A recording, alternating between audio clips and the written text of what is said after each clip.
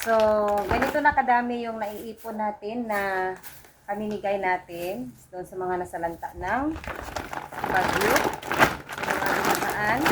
So, ito, ilalagay natin dito sa sako. Kasi yung iba naka-plastic na ito. Plastic kaya.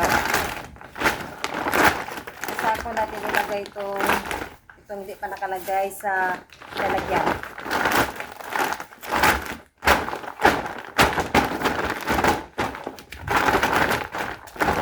Malaking sako ng bigas. Sa tingin ko, hindi ko kakasya dito.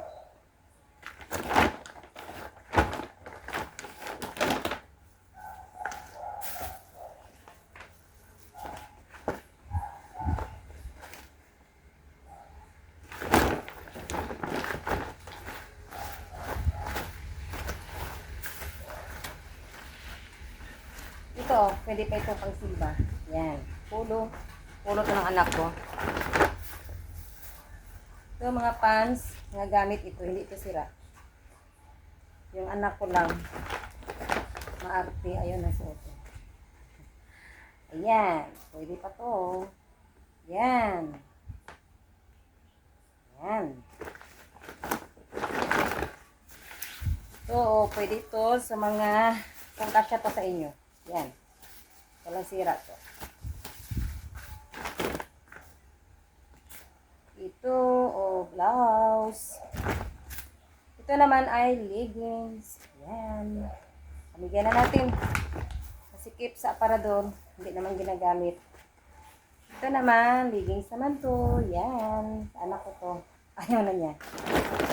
Yan. So, pants. Sa mga slim dyan. Kasya to sa inyo. Ito, blouse. Okay. Blouse doon sa mga maliliit. Buhok ko.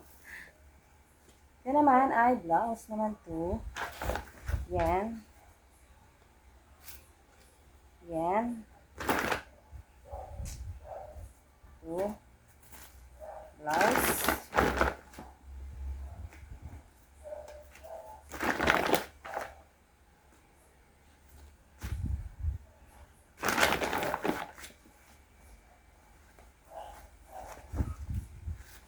Ito, tukong. Yan, pwede. Pambahay, pamalingki. Ito, ang damit ko to. Sinisimba ko pa to. Pero, bigay ko na. Ito naman, mga blouse. Blouse ng anak ko. Yan. Ito, parang Hawaiian. Yan, blouse nito. Tsaka ito ay blouse. Yan. Ginagamit talaga nila ito. Sino makatanggap dito? Yan.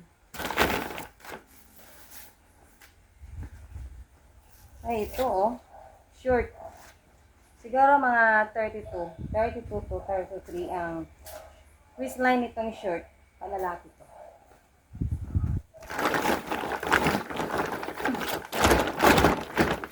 Sit natin sa sako para magkasya talaga. Yan, blouse. Yan.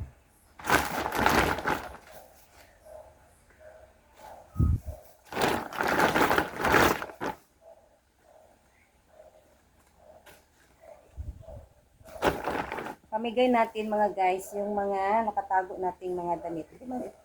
Ito ay nasa aparador ko naman ito, pero kahit nakatupi doon, hindi ko ginagamit minsan lang. So bago pa to. Walang sira to.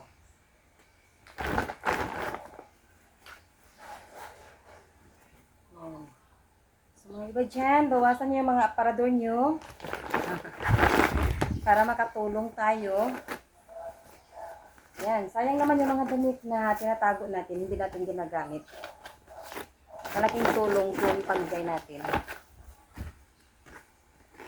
So, pants. Alam mo na yung mga tattered pants. Yan, hilig yung mga dalaga. Short.